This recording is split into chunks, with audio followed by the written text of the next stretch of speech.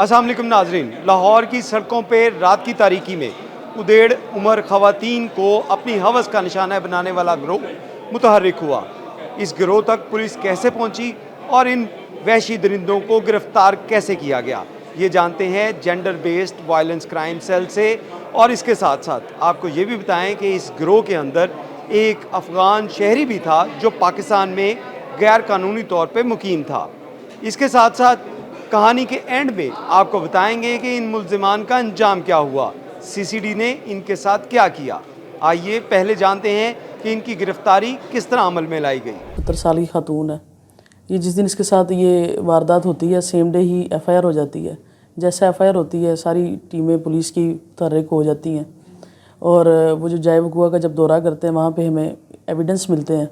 वहाँ से PFS team जो सी है एविडेंस कलेक्ट करती है। खातून के मुताबिक ये था कि वो अपनी बेटी से मिलने गई थी। बेटी से मिल के वो तकरीबन रात के 9 से 10 बजे वापस आई है। रिक्शे से जब उतरी है तो एक सिक्योरिटी गार्ड की वर्दी पहनी हुई थी एक शख्स ने, तकरीबन वो 50 साल शख्स था। उसने उसको वहाँ से उतारा है और उसको कहा कि जी आ जाए, हमारे साहब की जो सी बच्ची वो कहीं गुम हो गई है तो हमने पूछताछ करनी है। आगे हमारे और भी बंदे खड़े हैं। रास्ते में जो सी वो खातून चूँकि बुज़ुर्ग थी वो थक गई, उसने उसको एक जगह बिठाया और वहाँ से एक पानी की बोतल उसको ला के दी, जो कि हमें बाद में वकूआ से हमें मिली भी।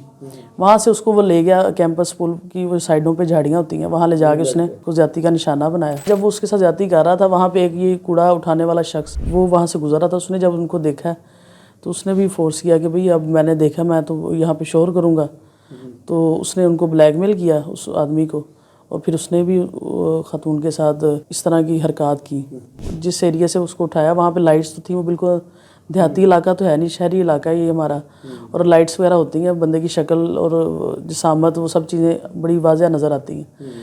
तो उस खातून को उनके हुलिया जात बिल्कुल प्रॉपर पता थे।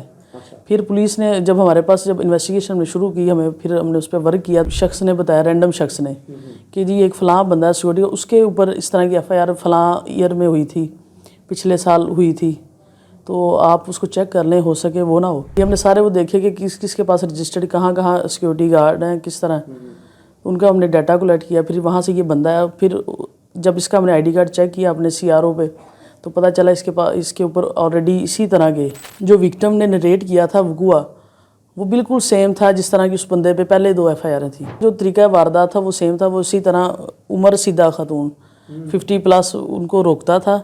उन इसी तरह कहता था कि मैं कोई तलाशी लेने लगा हूँ, मुझे किसी ने डिप्यूट किया है, पहले भी उस पर एफआईआर हुई है।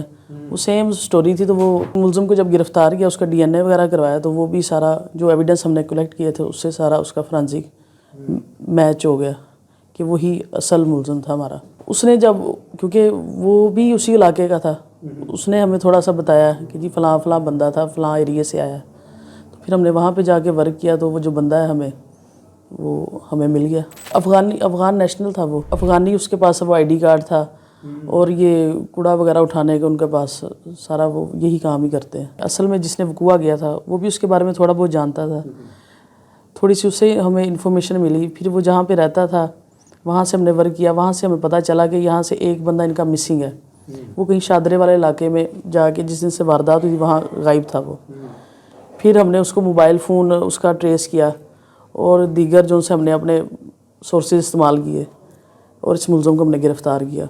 मुल्ज़िमान की गिरफ्तारी हो गई। उसके बाद एक मुल्ज़िम जो कि पहले भी ऐसे वाक़यात में मुलव्विस था, उस मुल्ज़िम को सीसीडी क्राइम कंट्रोल डिपार्टमेंट के एहलकार निशानदही के लिए लेके जा रहे थे कि इस दौरान उसके साथियों ने उसको छुड़वाने की कोशिश की और इस कोशिश के दौरान जब इनकाउंटर हुआ तो उस इनकाउंटर में मुल्ज़िम अपनी टांग से महरूम हो गया।